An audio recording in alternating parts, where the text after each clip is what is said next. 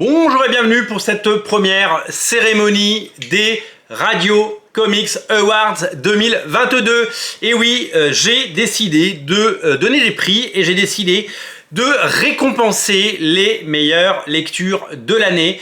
Et j'ai proposé différentes catégories que vous allez découvrir pendant ces 3 jours, aujourd'hui, demain et après-demain, pour clôturer l'année en beauté. Et nous allons revenir sur les meilleurs titres de l'année, sur les meilleurs bouquins, les meilleures collections, le meilleur éditeur. Il y aura plein de catégories différentes.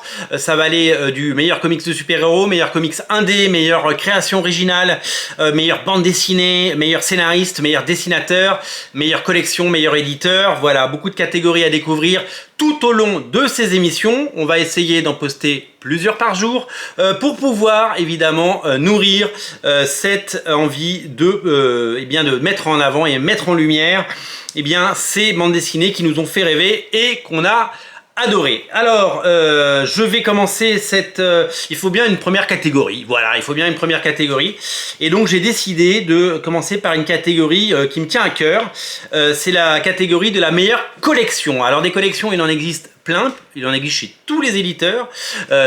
Chez Panini, il y a du Deluxe, du 100%, des Omnibus, des Absolutes. Chez Urban, il y a la collection Limited, il y a la collection Urban, il y a la collection Deluxe, il y a la collection DC Renaissance, etc., etc. Il y a les anthologies. Toutes ces collections, évidemment, ont toutes des qualités, mais certaines sortent avec beaucoup plus, si vous voulez, d'intérêt pour nous tous. Et donc, c'est avec... j'ai beaucoup réfléchi, je me suis dit, tiens, quelle collection mérite son prix, quelle collection sort du lot, quelle collection accessible. Parce que, je peux vous le dire, j'ai beaucoup pensé à mettre en avant la collection Limited, Urban Limited, qui est magnifique. Mais la collection Urban Limited, c'est des tirages limités, et c'est des tirages absolument introuvables, puisque même nous, éditeurs et libraires de comics, exclusivement de comics, on peine à en avoir, si bien qu'on en a eu moins de 10 de chaque, par exemple, sur la dernière salve, ce qui est 10 fois plus que la dernière fois, certes, mais c'est pas beaucoup non plus, c'est pas quand même quelque chose d'exceptionnel. Donc, je me suis dit, quelle collection pourriez-vous découvrir à travers cette émission, et quelle collection mérite d'avoir le prix. Et donc, nous allons découvrir, c'est dans cette enveloppe, nous allons découvrir le gagnant de la meilleure collection de l'année. C'est la première catégorie de la première édition de la cérémonie des Radio Comics Awards 2022.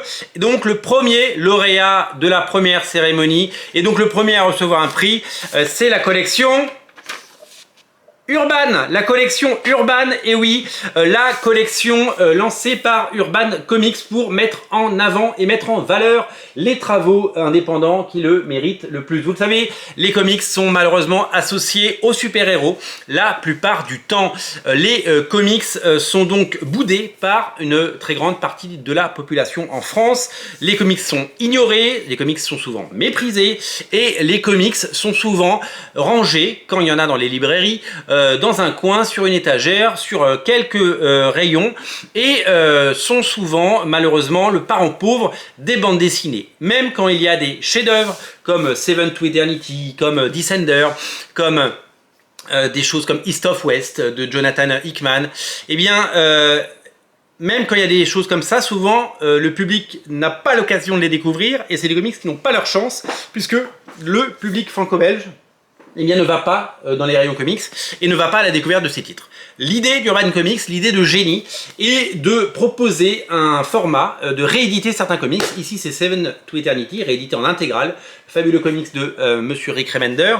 Ce comics, c'est tout simplement une réédition grand format. On a enlevé le mot comics, ça s'appelle Urban.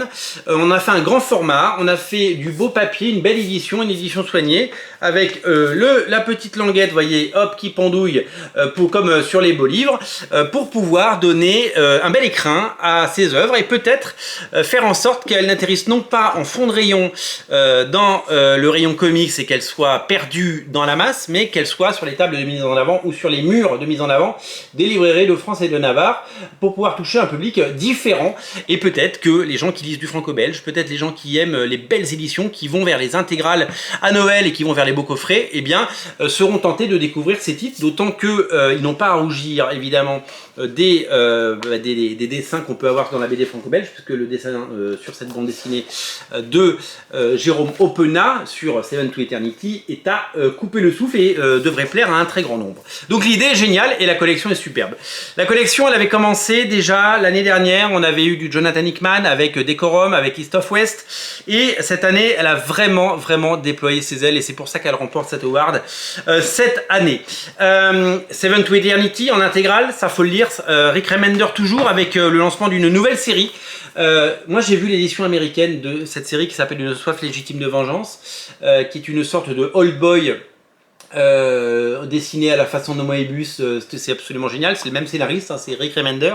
J'ai vu l'édition américaine, c'est un petit format souple, un peu dégradé, pas terrible, qui donne pas trop envie de lire le bouquin et surtout qui ne donne pas ces lettres, enfin qui ne donne pas l'espace nécessaire, les grandes pages, le beau papier et qui n'offre pas, si vous voulez, à ce récit un écrin à sa hauteur. Eh bien l'édition française, c'est tout son contraire, c'est une magnifique édition qui met en valeur le dessinateur, l'histoire et le projet. Et ça, c'est une nouvelle série à suivre. Le tome 1 est sorti cette année, le tome 2 arrivera l'année prochaine et c'est tout simplement exceptionnel.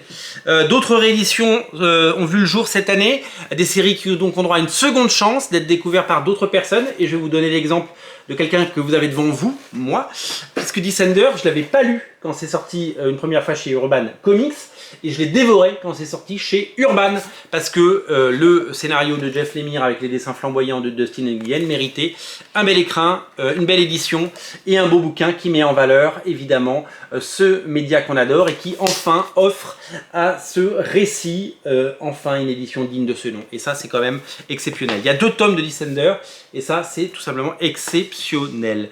De la même façon, un petit comics venu de chez Boom Studio aux États-Unis par Ramvi, un scénariste qui monte, est devenu un magnifique objet et certainement une des meilleures bandes dessinées de l'année. Layla Starr, que j'ai adoré, que je vous ai recommandé tout l'été et qui m'a véritablement chamboulé. C'est une merveille. Énormément de rééditions donc, et un mélange de création et de réédition avec beaucoup de titres cette année. Je vous en remonte quelques-uns. Paper Girls par exemple, qui est de Brian Kevogan, qui est ressorti. Quand on voit que Paper Girls ressort dans cette belle édition, on se dit que peut-être Saga arrivera dans les prochains mois ou les prochaines années. Et des rééditions comme Day Tripper par exemple, qui était déjà sorti chez Urban Comics et qui ressort pour cette occasion chez Urban.